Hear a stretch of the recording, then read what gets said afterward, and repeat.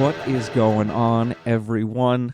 Mike Sparacino here, a.k.a. Shades, alongside my co-host, Brendan Mulroy, a.k.a. Mulgoon, a.k.a. The Big Goon, bringing you a very special birthday edition of the podcast. I'm turning 23 today, man. Big Shades. Happy birthday, Shades. Welcome to Backup Blueshirts, everyone. The legend. Shades turns 23. And this would have been so perfect had this been our 23rd episode, but it's the 22nd episode. So, a little disappointed, but... Okay. So, 22nd episode. Who we dedicating this to? I already know who you're dedicating this to. Well, we got a couple of 22s. Some over the recent years, 22s. Obviously, some old-timers, but I'm going to go with my boy Anson Carter. You're going with Anson Carter. I'm going with the legendary. Which I actually forgot he wore number 22 when he was on the Rangers, because I know he wore 77 otherwise, but... You're going with Anson Carter. I'm going with the legendary Brian Boyle. Yep. Brian Boyle, baby. Not to be confused with Dan Boyle. Yeah, no. Let's not do that. Don't ever do that, ladies and gentlemen. Or Nick Holden or Kevin Shattenkirk. It's been a rough go ever since Brian Boyle had 22. Yeah, it kind of has. But anyway. There's been 9 games since we last recorded. There's been 9 games since we last recorded. And let me recap the first 5 in about the next 30 or 40 seconds. Before I get into recap, thanks again to Rick Carpinello coming on the podcast last episode on Halloween. Check it out. Very good episode. Always a pleasure having Rick on. And here we go with the recaps. Nashville, a 2-1 win. Rangers play pretty well. Gorgiev played out of his mind that game, if I remember right. Big in the third period for us. Yes, he did. 2-1 win. Then we go to Ottawa. Great first 11 minutes.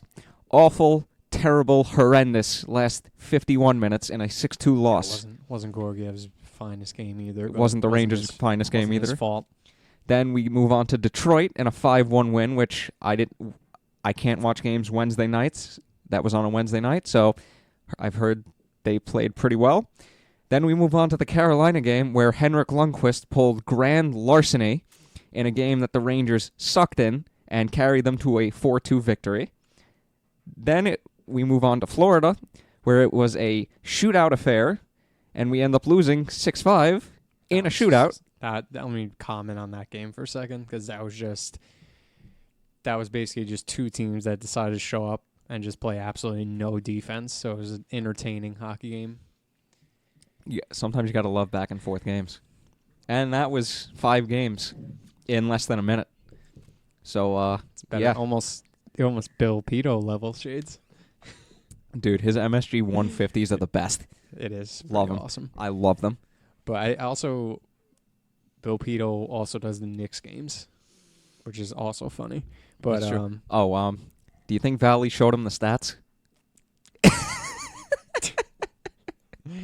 Valakat, man, that guy's insane. He's great, though. He's too funny. But well, we got plenty of other Rangers news. We'll dive into the last 3 games more a little in detail. But before that, we got to talk about last 4 games. Last 4 games. Excuse me. 4 games. Yeah, I just recapped 5. There's been 4 since those 5. Pittsburgh, Tampa. Oh, yeah. Florida. I got you.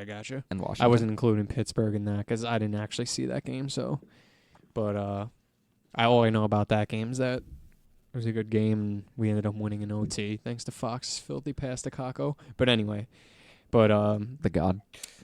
We'll move on. And we could talk about this first just because I feel like we need to very talk about it. Recent Rangers news. And we got Lias Andersson gets demoted to the AHL. Yes, demoted to the Wolfpack. And I don't know. I think we should talk about this for a second, just because. Right. I don't know. Before you talk about it, Anderson sent down Tim Gettinger, called up to the main roster. We did call up Tim Gettinger, which we'll get to in a little bit. But I just want to talk about Anderson for a second because I'm not really shocked he was sent down, but at the same time, I also feel like. And I know this is definitely an argument amongst a lot of Rangers fans, especially in the Twitterverse, because I know Rick is always talking about this in his articles. The wonderful world of Twitter. But, he was saying how a lot of people bring up the fact that he's playing with Smith and Haley on the fourth line. And McKegg. Or Greg McKegg, exactly. A.K.A. And it's the just, tank. And you know what? It's not even that actually bothers me about it. Because, listen, I get it. Like, Quinn says, oh, okay, you can't talk about that. But he's saying that he's not seeing, like, individual efforts from Andersson that he likes to see besides playing on that line. Just, like, little things he's not doing.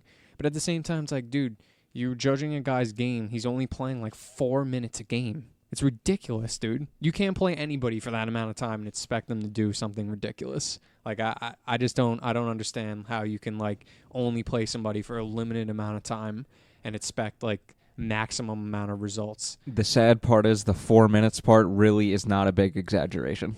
No, like, seriously, he's played minimal minutes in the last couple played games. He's 7, played 8, 9 minutes a night. Part of me is like, all right, I understand. At least Lias Andersson could go down to the AHL now and get more ice time, and it worked so far with what they did with Hedel, and obviously the success he's had since he's come back.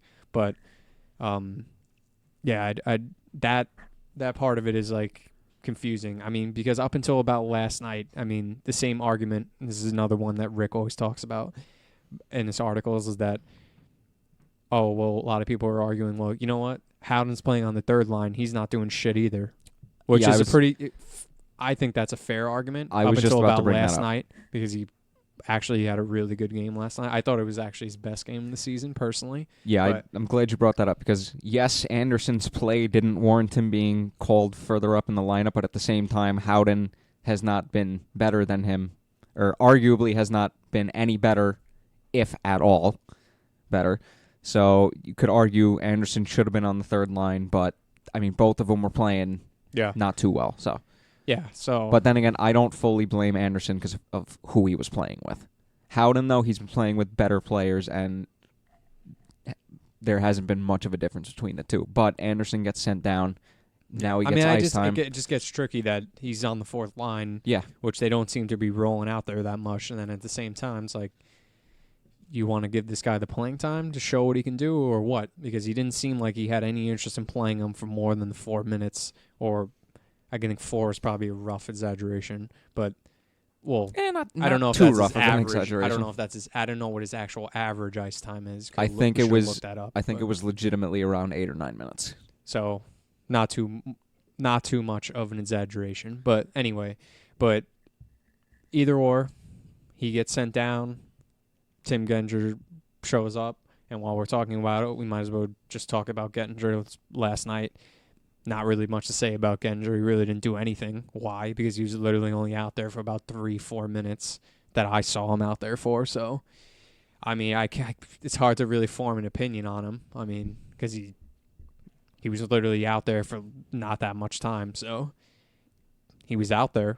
That's all I know about his game. I would love to form an opinion right now, but I can't watch games Wednesday nights, and last night was a Wednesday night game. I mean, I don't have anything bad to say about Tim Gettinger. But at the same time, nothing good either, right? I mean, he wasn't out there enough. I mean, that's it. I mean, but then again, they didn't need him to really be out there that much last night with the way that they basically rolled out 3 solid lines last night, which we can definitely talk about the Rangers-Caps game in a little bit. But let's also talk about the Rangers... put our boy Micheal Haley on waivers. Yes, Micheal Haley was put on waivers, and as far as I know, he has not been claimed. Yeah, so, I mean, listen, you got to give credit to Haley. I mean, the guy literally was a paid tryout. Yeah, he came in on a paid tryout, and he literally made the team. PTO. And it's just funny because I mean, I don't know this. We would have to ask more people, but it seems like they. It seems like they liked him in the beginning, especially out of camp, preseason. I thought Quinn sounded pretty positive about him. Then I think he must have just started aggravating him at the end, because then Haley started taking a lot of penalties, and it just didn't seem like he was too fond of him. Hey, dude, to me, Haley was an insurance policy just in case the certain kids weren't ready to make the call. I mean, make the jump to the main roster. So yeah, that's all that was. Yeah. And that's exactly what happened. So I'm not too shocked, I guess, or really super disappointed that Haley isn't going to be on the team. But, he did whatever he did. He knocked out Pat Maroon in a fight. So Yes, he did. So but we can move on from that. And what's you want to dive into these last couple games? I mean, listen, like I said, I didn't see the Pittsburgh game, but from what I read and heard, it was a good game. Yeah. And the Rangers from what I've heard, Kako and Fox looked really good. Which is what your young players in the middle of a rebuild looking good. That's exactly what you want, obviously. And then after that, we followed it up with probably the worst performance of the year besides the Boston game, and that was a 9-3 loss. 9-3 throbbing of just destruction. Georgiev gets lit up, Hank gets lit up, and then Georgiev comes back in and gets lit up again. Yeah. It was just all around. Yeah, literally, Georgiev, 4 goals. Hank comes in, 4 goals. Georgiev comes back in, 1 more goal. The funny thing is, that game was very painful to watch. In Florida, I almost went down there to go to Disney, and I literally wouldn't have been at that game. Oh, jeez. No, I don't know. Yeah, that game was rough to watch. I legitimately had to stop paying attention to the game. Well, I'm not gonna lie, I turned it off after the first period. I missed 11 minutes in the first period. I got home late from work. It was 4-0 already in the first period. No, you knew that game was because you just felt that the game was over 5 minutes in, and you're just like, oh, okay. Lemieux got dummied by McDonough out of all people as well. Brutal. But I didn't even want to spend that much time on that game. As my friend likes to call McDonough, that dumb idiot. I don't know if you remember. This is a classic Ryan McDonough, not to shit on him, but I don't know if you remember that time he got hit with the puck, and he was skating with his head down, and he wasn't paying attention. He smashed right into the boards. That was hilarious. But anyway, I don't want to talk. That was unfortunately hilarious. I don't want to talk anymore about that Tampa game because it was exactly what you would expect after. But all I'm gonna say about the only positives I took out of that game was Stamkos got me some fantasy points that night. That's it. Everything else was pretty much a negative. Although Hedl ended up scoring twice that game, so that's another positive. Yeah. And one ended up being shorthanded. So yeah, I guess you got to take some sort of positive out of that game. And then after that, let's no more Tampa Bay. Then they played on Florida. They played the Florida Panthers. The game after that. And honestly, that was definitely more of a character game from the Rangers. They played good. They still ended up losing, and really 4-3. The only reason I think they really lost that game was just because in the third period they played so well, and Bobrovsky just played Bobrovsky, as you would say. You beat me to it. But he Good played, stuff, Brendan. Good he stuff. played You're out learning. of his mind. You're learning. In the third period. It definitely was the reason why they never ended up tying the game, because it was actually 4-3 going into that period. But one insane note to take from that game, and that's the fact that Panarin had 30 minutes of ice time in the Panthers game. That's insane, dude. That's a period and a half of ice time. I'm just 27:57. Oh, so almost 30 minutes. Almost 30. 27:57. So you want to know the thing? Strome got the exact same amount of ice time that game. Yeah. Him and Strome and Panarin together played a lot. They were basically one of the only bright spots. As you could tell, they were rolling with them pretty heavy. I forgot. Kako was out that game too with the flu. Kako missed. Did he miss 2 or 3 games with the flu? He missed 2 games with the flu. Yeah, that definitely hurt. He missed the Florida trip, and then he also missed the 5K Rangers that he was supposed to be at. But I won't even talk about that. But anyway, I almost went to that, but then again, I haven't ran in months, so wouldn't have been good. But Libor Hayek was there though. Yeah, and Libor Hayek also almost died last night, getting destroyed by Tom Wilson every play. Actually, hold on. Speaking of the Rangers 5K, I ran that thing 2 years ago. It was fun, and I met Mike Richter, and out of all people, Boo Nieves. Legend. Yeah, so I ended up coming in 30th overall out of 600 people, so I was happy. Not bad, Shades. That was literally on about 6 days worth of training after not running for months. What are you gonna do, kid? What are we gonna do? We're Rangers were gonna win last night against Washington 4-1. Well, I gotta say one thing though about before we even talk about this Washington game. I want to talk about Zibanejad because now he's been out for 10 games, and the thing that it's always just why do they got to be so shady about the injuries, dude? I don't understand. It's so vague. Can you just tell us that fucking Zibanejad has a concussion upper already? body injury, lower body injury? The dude's been out for 10 games already. Like it's got. I mean, I imagine it's a concussion, but I don't know. I don't know if they're going to say. Well, he it. definitely got hit in the jaw. So Yeah, he got rocked on that play. But now he's been out for 10 games. Actually, might be 11, but with the game last night. But anyway, 10 games, and we haven't had Zibanejad, and as you can tell, it's definitely hurting us. But we surprisingly haven't played as bad though as I thought we were going to play. yeah, we've actually been winning. It's just funny. Somewhat. It's just funny because you analyze a game like last night, and you're like, "Wow, like we actually played this well without Micheal Zibanejad in the lineup." And it's crazy because we definitely got some luck last night for once. Washington must have hit like about 4 or 5 posts in the first period, just taking clap bombs from the point. Yeah, just crazy. Somebody in our group chat sent a funny text. Washington just won 3 bars. Yeah, they were getting. Definitely, Rangers got lucky in that first period, but that was probably one of the best games of the season, I think, for the Rangers. It was definitely everybody looked like they actually wanted to play in the game. Sometimes it doesn't look like that out there, especially in the Tampa game. Just look like they it looked like they just gave up basically. Yeah, but I think it was definitely a character game.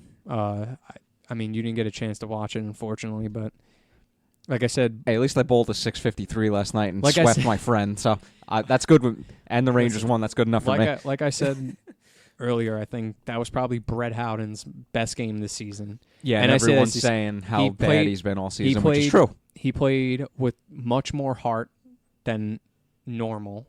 Not to say that he doesn't play with heart, but it was just more evident out there. He was just getting banged up all night. I mean, Tom Wilson crushed him a couple times. Ovi, they were just going at him all game. It was just he was responding though, and he was definitely out there more too. I think Quinn actually played him more minutes, but there was a couple other things I liked from that game too. I thought a lot of chemistry between Kakko and Lemieux. Lemieux looked way better last night. I mean, when he is getting out there and hitting people and skating, I mean, he's actually a pretty good player, dude.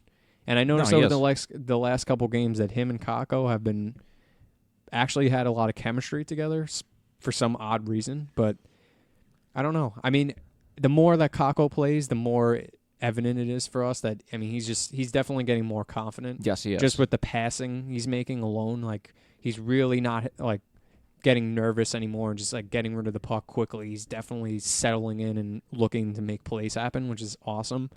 But yeah, him and Lemieux in the first period were great. I mean, he had a couple of really beautiful feeds to him. He just couldn't score, unfortunately. And then another thing to add to Kakko is that 2 assists last night, but also one thing that we had talked about earlier, one of our earlier shows of the season, is how I thought it was kind of stupid. We both did, I think, that Kakko wasn't on the first power play unit. I just felt like that was an easier way that they could have like eased him in to playing. But finally, he's out there, and we got some results. I think we had 2 power play goals last night, actually, both by Panarin. But and Breadman, give me some bread, and please. Assist by Kakko on both of them. But nice. They moved the puck better on the power play. It was just all around a better game. Hank was solid last night, but they didn't like really have outstanding chances on goal, even though they had 31 shots. Most of the barrage came maybe in the third, but the Rangers were definitely better defensively, structurally, I thought. In the third period, the only goal they scored was on the power play, and it was kind of just like they were kind of just screwed. It was like Kuznetsov had already walked in like 3 times on the power play. And like the first time Lundqvist robbed him. The second time he went to pass it. And then like they just let him walk in again. It was Shea. I guess it was kind of Shea's fault. But at the same time, it's like if Shea would have stepped up to him, Kuznetsov would have just passed it to Oshie in the slot. So they're basically screwed on that play. But other than that, they played well. The only thing I would say that was just funny, just because Ovechkin and Wilson were just on an absolute rampage the entire game. Yeah, and that just goes to show that really goes to show that like or highlights. Besides Lemieux I mean, Trouba was actually getting into it a little bit as well, but he also got wrecked, but it wasn't by Ovi or Wilson. He actually just got trucked. I can't even remember who hit him. It was at the blue line. Like, I don't know what happened. Like, he went to just pass it, and I don't think he saw the dude coming. He wrecked him. But he was getting into it at the end there with Ovi a little bit, telling him he didn't like some of the hits. Like, Hayek and Howden must have got laid out like 3 times each. Like, bad. He got crushed. My God. But at the end of the that's game, how Washington and then plays. Lemieux and Tom Wilson were kind of jawing at each other. Wilson was telling Buchnevich, like, you want him to go to sleep? Like he was telling him. It was pretty funny.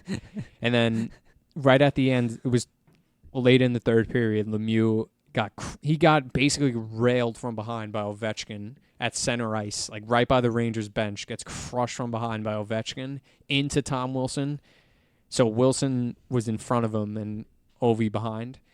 And then it just turned into a brawl, Lemieux. And actually, the funniest part about the entire thing, somehow Kreider ends up getting the penalty. I don't know how that ended up happening. Typical refs, but yeah, but it was a good way to end the game. The refs have not been too bright this season. It was a good way for them to end the game, actually. But definitely, one of the Rangers' best games of the season, in my opinion. Defensively, offensively, just they looked like a more well-rounded team. Now, the question is just, can they be consistent enough? And I guess we'll find that out. When do they play next? They play tomorrow at Ottawa. So they play tomorrow at Ottawa. Hopefully we can redeem ourselves from last game. Don't know if you saw. We're actually going to a back-to-back, Ottawa and Montreal. Okay. Tomorrow and Saturday. Well, good thing is that Vlad Nemestikov will definitely not be available to play tomorrow because I don't know if you saw, he got hurt last night. I saw the report that he got hurt, yeah. So he won't be there to tear us up. But yeah, he won't be there. Back. He won't be there to score a hat trick against us. Yeah. So we got that back to back, and then Monday against Minnesota, we got Zook's homecoming. I might cry again. Hopefully we go to that. But couple more things. To I talk might about. cry again. A couple more things to talk about with the Rangers. At the end of that game with the win that marked Panarin's 12th game in a row with a point streak. Yes. Just another one funny Ranger that had a point streak of over 12 and another just legend, obviously. I mean, who do you think's leading the list? Let me just give you a trivia. Rangers that played, who has the longest point streak out of it's a little bit tough, but it's a lot more simple. Why do I have a feeling the answer is Scott Gomez? No, it's not Scott Gomez. He was the funny one. He had a 14-game point streak. I think they said 07-08 season, 14 games. So easy, kid. The great one, Wayne Gretzky. Kid. Oh man, Wayne Gretzky had I think he had the longest. I think it was 17 according to NBC Sports Network. But yeah, and then another win for Hank, and he ties him for 5th all time with Curtis Joseph and wins as a goalie. Awesome. As Austin Powers would say, yeah, baby. Fleury's getting close too.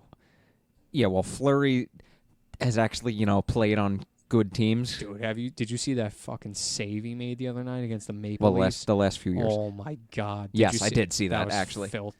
Dude, I've been watching. Filthy. I've been fortunate enough to watch a lot of West Coast hockey this year around, and holy shit, man, he's filthy. When you watch the games, like, he's a beast. You know what he kind of reminds me of, actually? He reminds me a lot of, like, recently he reminds me a lot of Jonathan Quick, where he just makes these, like, insanely, like, sometimes he's, like, has no business making a save on it, basically, and he makes these crazy Jonathan Quick-like saves. Like, when you watch a Vegas Golden Knights game, Fleury makes about, like, 4 to 5 saves every game, where you're just like, Jesus, that was just filthy. But, you want to move on from Rangers, Shades? Talk a little bit about... Yeah, that's pretty much about all we got for Rangers. So let's talk about the ginormous news of the NHL yesterday. Toronto Maple Leafs fire Mike Babcock. I'm going to be honest, I was surprised they did it when they did it. I thought they were going to give him until the end of the road trip, but no, in the middle of a road trip. And, yeah, pretty much everyone was freaking out, which was kind of funny to see. Maple Leafs fans or just in general? In general. But Mike Commodore had a funny tweet. He basically, oh yeah, dude, he can't stand that guy. he used no, to, he can't. Nah, he was on Chiclets like a while back, and he was shit talking. Yeah, he was ripping him. It was hilarious. Yeah, but that's definitely not the expert of guy to go to, I guess, on that stuff. But it's just funny. Hey, but I've been saying this for a while. Well, I haven't been saying this exact thing for a while, but I brought it up yesterday. Like, Dubas, in my opinion, kind of fucked up the team over to begin with before the season started. And you just mean that with the salary cap issue? Well, salary cap, I mean, they lost Hainsey, Kadri, and Gardner, who were three of their better players, but I can't really blame Dubas on Kadri because, I mean, Kadri basically played himself out of town with suspensions in the playoffs. Yeah, multiple They years couldn't ago. afford to bring Gardner back because of what they paid the three RFAs, Nylander, Marner, and Matthews. Their defensive core still sucks. Yeah, Tyson Barry's struggling right now as well. Tyson Barry struggling mightily. So is Cody Ceci. I think that's the one Even thing. Riley hasn't been that great. This is the one thing, though, you got to say about Toronto. I think everybody basically nailed going into the season. They basically knew their defense was going to suck this year. Am I not right? It looked better on paper. Yeah, I know, but still, I think everybody kind of had a clue, like, well, we're relying heavily on the offense, the high-powered offense, which hasn't been high-powered as of late. Well, Tavares and Marner Yeah, they both at different times have both been injured, so that hurt them, obviously. Definitely. I mean, I'm pretty sure Zach Hyman's still out of the lineup. He's a key player for them. Yeah. Oh, they lost Connor Brown, too. Yeah. So And he was actually a very underrated / underappreciated So you're guy for basically them. saying it's more, well, not more, but it's definitely the team's Also, equally to blame. Well, yeah, the players themselves, because, I mean, you're making okay, well, I'll come back to that in a second. The players are to blame, but because literally everyone says this, how awful of starts they get. Okay, you know what? I'm tongue-twisting myself. How awful they start games on a consistent basis. I think they've only scored the first goal 5 times.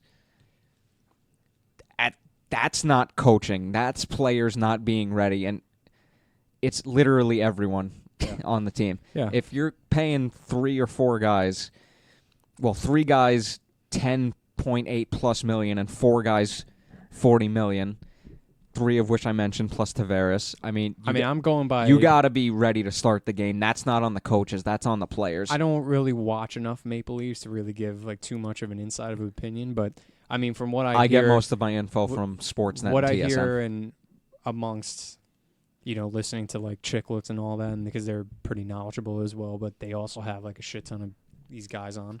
But I mean, from what you hear about them is that they just also fail, and this is on Babcock from what I understand, is that he kind of fails to play guys like the right guys in the right moments. Yeah, like that's he's not another thing. he's not riding on those top guys as much as he should be.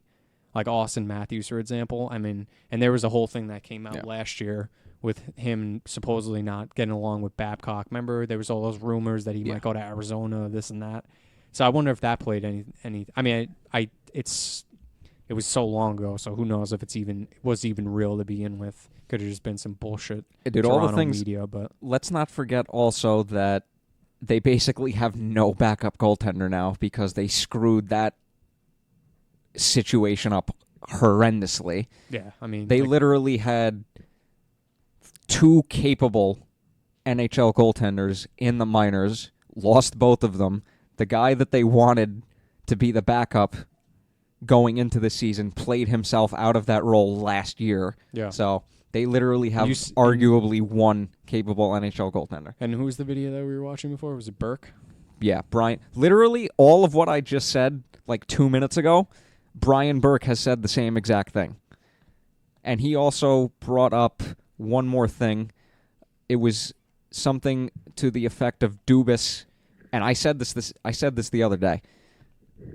Of course, not in public, obviously, so I can't take credit for it, but he basically said Dubas is constructing the roster the way he wants it to be constructed. And you know how you're supposed to sort of technically construct a roster around the coach you have? Yeah. Yeah, Dubas, in my opinion, he wasn't doing that. He was doing the complete opposite. Yeah. So, I mean in that aspect, I can blame Dubas. I mean, it sounds when the way they put it, it was like basically Dubas was just trying to get insane amount of superstar talent on one team, stack up the offense. Which, listen, like back in the day, that shit may have worked because there was no salary cap back then. So you can do whatever the fuck you wanted back then, as you can tell by like teams like the 0-2 Red Wings, and they were just so stacked. But now, you have to be so tight with the salary cap, which we were just talking about this before we even started recording, like how a lot of people are saying, like Burke was even saying how they definitely overpaid all those guys, starting with Nylander. Yeah, and then by a combined $3 to $5 million. Yeah, which is what Burke said, which they could have used for defense. See, the only thing with that now, which is what they need, and this is where it comes like.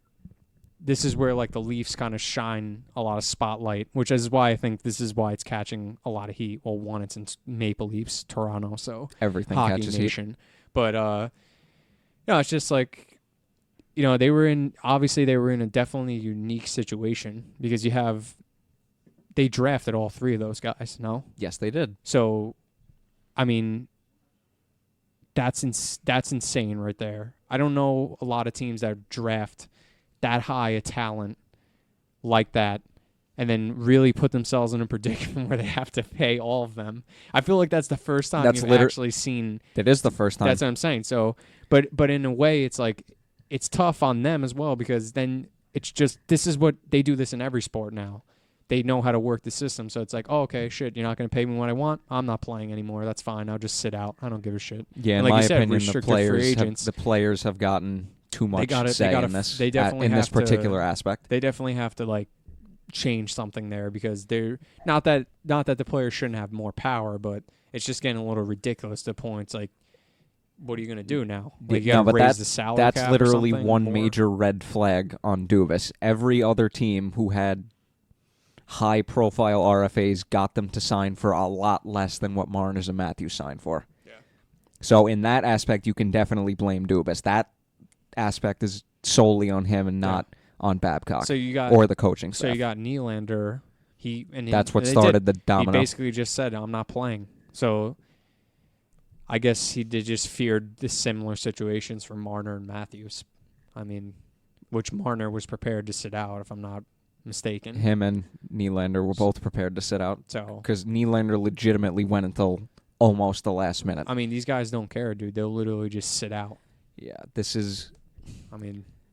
dude, this is just me, but you shouldn't... Unless you're of Connor McDavid caliber or pretty close to that type of player... Marner, I understand. Nylander, Like, if Marner were to sit out... Marner I understand because of what happened with Nylander and Matthews. Yeah. But but I'm also saying, like, in terms of talent level, like, Marner is definitely a step above Nylander. I mean, he had the most filthy season out of all three of those guys last year. So, I mean, for him to command the money, I understand. I mean, he almost scored 100 points. What do you have, 97? I think 94. So it was right around there. Listen, he's a 90-point scorer. Yeah. So in today's NHL, that's just going to command an insane amount of money. Yeah, but at the same time, he went up 30-something points from the prior year. So that... Yeah. I mean, he's getting better, obviously. Yeah.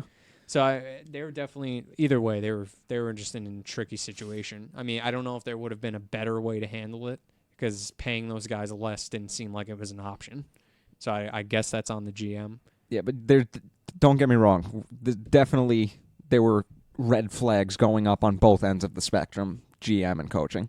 But Brian Burke also said this, most of their problems were self-inflicted. Yeah.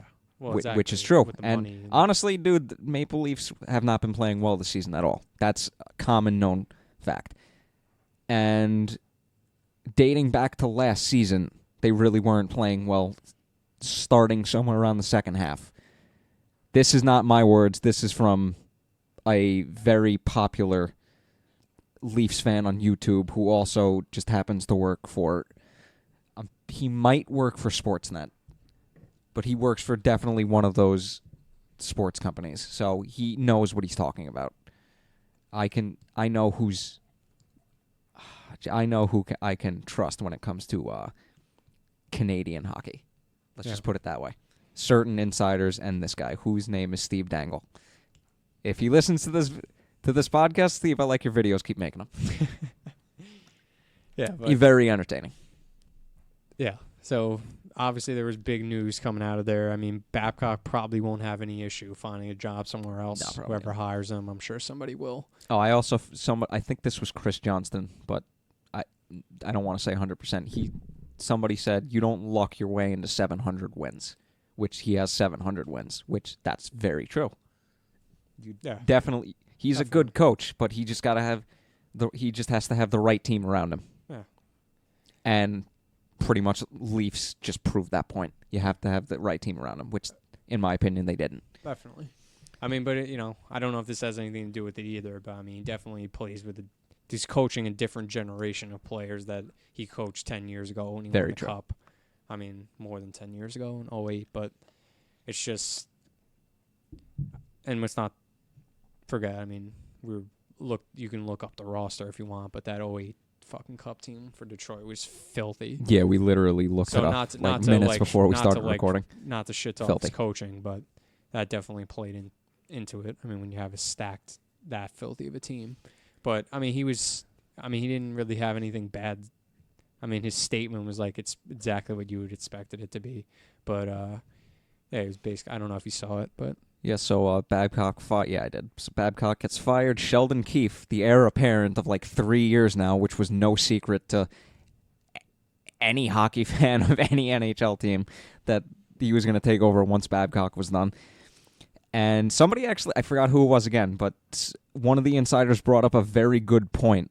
It might have been Brian Burke, but I don't remember because I listened. There was 5 or 6 different guys I listened to. He said Keefe was basically put in a very good position to succeed because the Toronto high market team willing to freely spend. He was set up in Toronto with the Marlies, their AHL affiliate, with a stacked team, and it's very some of those guys from the Maple Leafs team were on that team, I'm guessing. Yeah, don't get me wrong. A positive, he coached a lot of the players that were going through the system and wound up on the Marlies. So he's coached a decent amount of players currently on the Leafs. But at what point does a stacked team influence the proper right to evaluate how good a coach really is? I don't know if I said that right, but you know what I'm trying to say. Yep.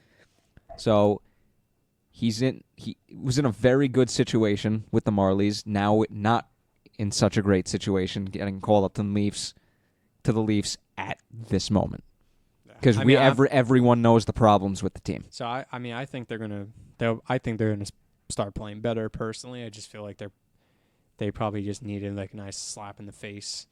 I mean, we'll see. I mean, I'm expecting a response from the big guys like Matthews and. Yeah, I'm intrigued to see how the Leafs are going to respond to this.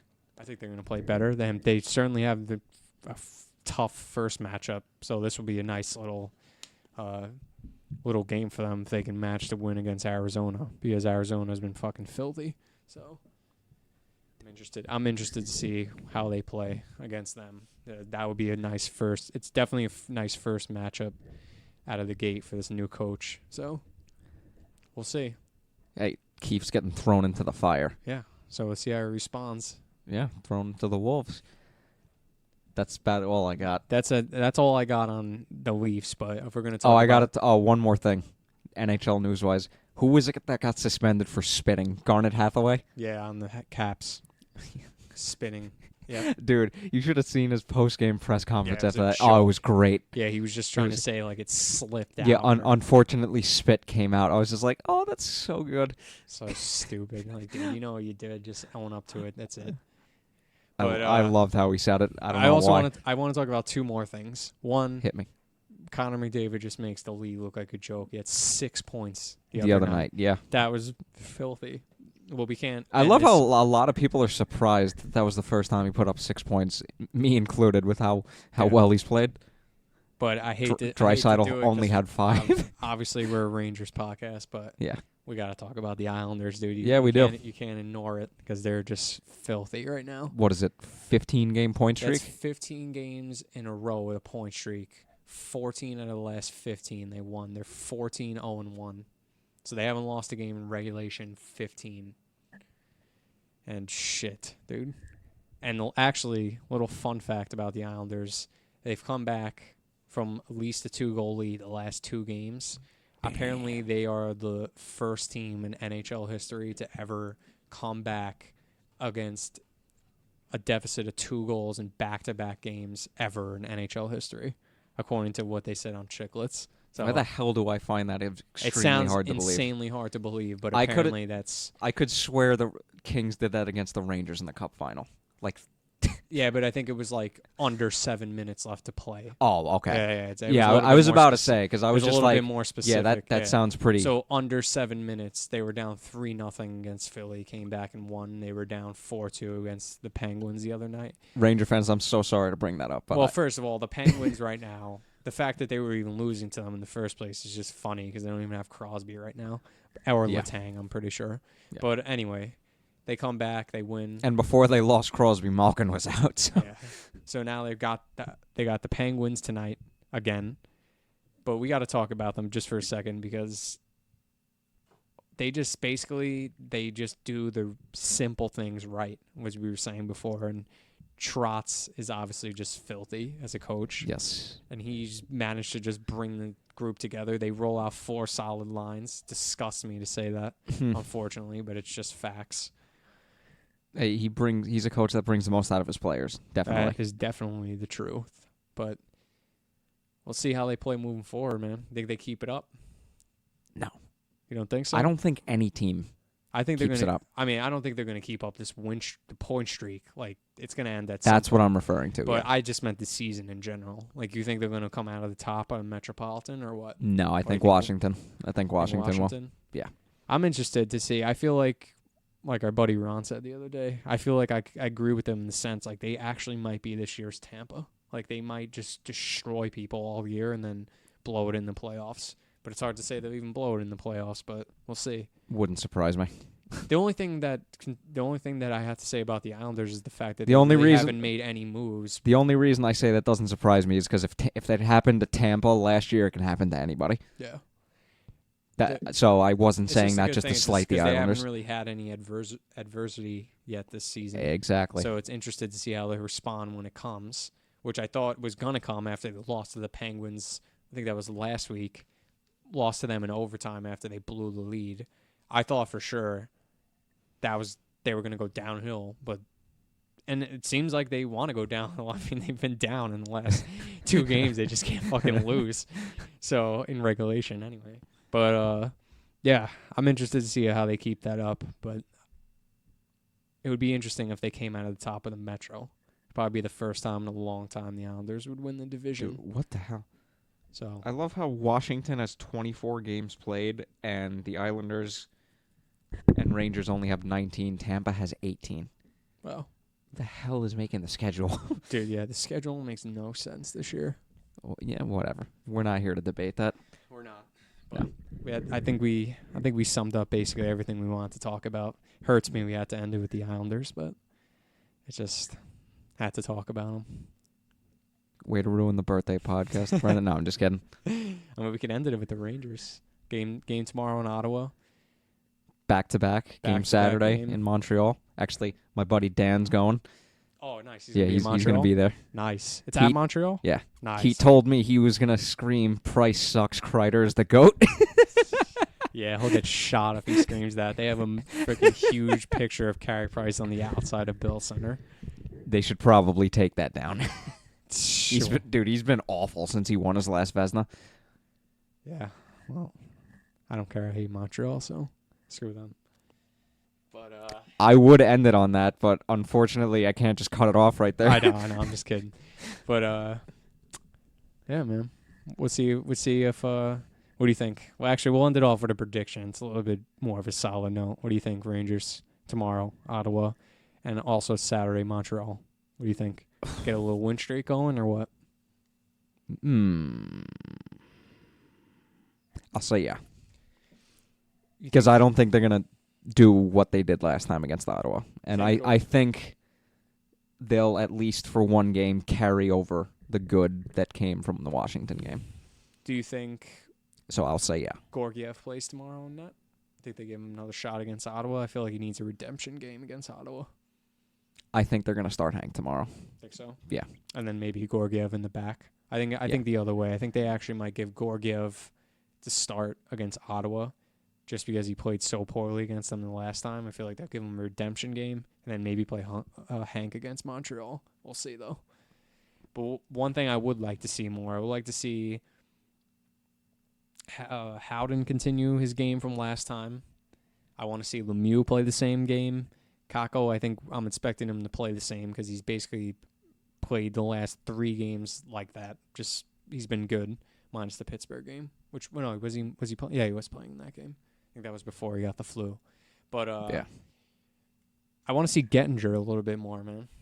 I mean it's only been 1 game, but yeah, definitely want to see him more. I mean, you got to see what your young guys are capable of. He's 6 feet. They said yesterday. Yeah, I read on NHL.com that he's a tall he was dude. 220, but He's apparently they said he was 218. Must have lost 2 pounds on the flight. But yeah, man, we'll see. We'll see if he gets in the lineup more. We can have more of an opinion. I hope they don't just like cape him up for a couple games, play him like 5 minutes, and then he gets sent down again. So I want to see what more he can bring. So I was just about to say, let's record next Thursday, but it's Thanksgiving, so that ain't happening. Thanksgiving showdown though. Rangers are playing Boston, so let's hopefully they don't ruin our Thanksgiving. Well, on Black Friday. Yeah. So Let's hope that they don't ruin our Black Friday showdown. Let's hopefully that they said Thanksgiving showdown, so I guess they mean Friday. Anyway, hopefully they don't. Hopefully they don't false advertising. Hopefully they don't destroy us and ruin our Thanksgivings. Well, I mean, they won't ruin my Thanksgiving because they're playing on Black Friday. All right. Well, ruin our Black Fridays. You know what I mean. Ruin our Black Friday, and I actually might buy some wrestling T-shirts. So, yeah. So, thanks for listening. This has been Backup Blueshirts. I'm your host, Mike Sparacino, a.k.a. Shades. Or Mike Shades. As you Mike Shades. Call yourself in Shell, Mike Shades. Even though I haven't bought the game in 2 years now. You've been listening to me alongside my co-host, Brendan Mulroy, a.k.a. Mulgoon, a.k.a. The Big Goon, episode number 22, who I dedicated to Brian Boyle, and Brendan dedicated to Anson Carter. One of the best. He's actually one of the best analysts today in Shell. He's really good. No, I do like him. And also an update, too, is more on the back end of things. We actually got pretty close to the design of the logo. Yeah, we got a logo coming soon. A new logo coming soon. We have definitely a better logo than the one we have now. Yeah. Coming soon. We designed it a little bit. We're just trying to touch it up, see what else we can do, but it should be coming. And then once we get that out of the way, I'm going to submit the podcast to iTunes and see if we get approved. Yes. So in the meantime, though, catch us on YouTube and Podbean. And once the logo comes out, I'm telling you, I'm making my Twitter debut for the page. So. Oh, baby. I can't wait for this. Why did my voice just get so raunchy there for a second? Yeah, so Ottawa, Montreal. Zook's homecoming against Minnesota next Monday, followed by Carolina on Wednesday, then as the aforementioned Boston game on Black Friday, followed by a back-to-back against New Jersey on Saturday, and then Vegas the following Monday, and then we better record after that. So thanks everyone for listening. Again, YouTube and Podbean, Backup Blueshirts. Follow us on Twitter, Backup Blue Pod. We'll see you hopefully in 2 weeks. Catch everyone later.